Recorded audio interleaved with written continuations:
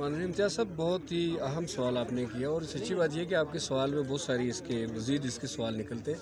पहली बात तो ये है कि अब हमारे पास चारा कार कोई नहीं है कि इस बढ़ती हुई महंगाई में, अजनास की कीमतों में इजाफे की वजह से, आमदनी के ज़राए कम होने की वजह से ओवरऑल जो मुल्क की पैदावार है वो उस तरह से नहीं है। उसके अंदर पायदारी नहीं है, कभी कम होती है, कभी ज़्यादा होती है और चीज़ों की अवेलेबिलिटी हमेशा से एक मसला है। और फिर आज़ाद कश्मीर में जो कि हम टोटली कंज्यूमर बन गए हैं कि कोहाला पार से, आज़ाद पतन पार से या कोटली सतियाँ पार से या कहीं से हमारे पास खुराक आएगी, टमाटर आएगी, सब्ज़ी आएगी, गंदम आएगी तो हम इस्तेमाल करेंगे। अब उस तरह का इन्हिसार हमारे लिए मुश्किल तर होता चला जाएगा अगर वही आदत हमने रखी। हमारे पास अपनी ज़मीनें मौजूद हैं, ये ज़रई ज़मीनें हैं, ज़रख़ेज़ ज़मीनें हैं और पुराना जो एक हमारा जो कल्चर था, जो एग्रीकल्चर के ऊपर जो मबनी करता था, हमारी मईशत का दारोमदार एग्रीकल्चर के ऊपर जिसका इन्हिसार था, वो ख़त्म होने से हमने अपनी ज़मीनों से मुँह मोड़ लिए।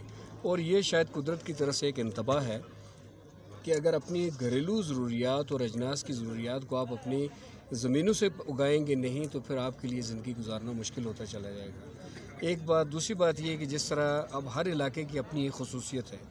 किसी इलाके में जो है तो एग्रीकल्चर की इनपुट्स जो है वो आप अच्छी दें तो वो आपको बेहतर खुराक मिलेगी, आपको बेहतर मकई मिलेगी, गंदम मिलेगी, चावल मिलेंगे।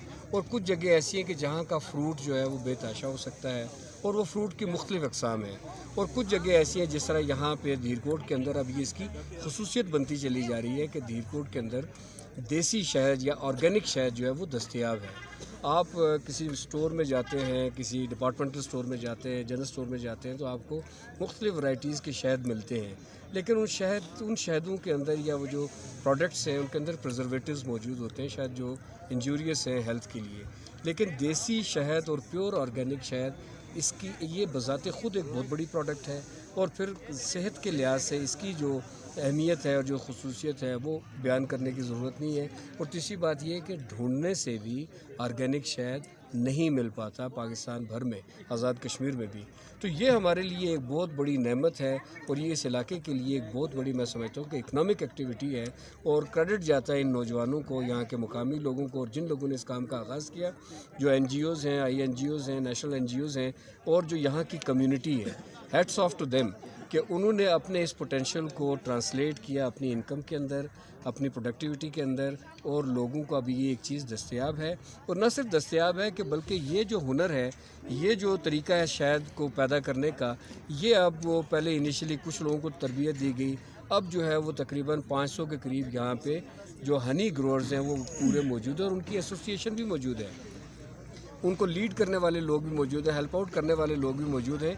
और ये हम समझते हैं कि हमारे पास एक इतना बड़ा ट्रेंड ह्यूमन रिसोर्स है कि पूरे आज़ाद कश्मीर में ये अपनी एक्सपर्टीज़ और एक्सपीरियंस को लेके चलें तो कोई वजह नहीं है कि बाकी लोग भी इससे रोशनास ना हो और अपनी बेहतरी के लिए काम ना कर सकें। एक तो ये पहलू हो गया।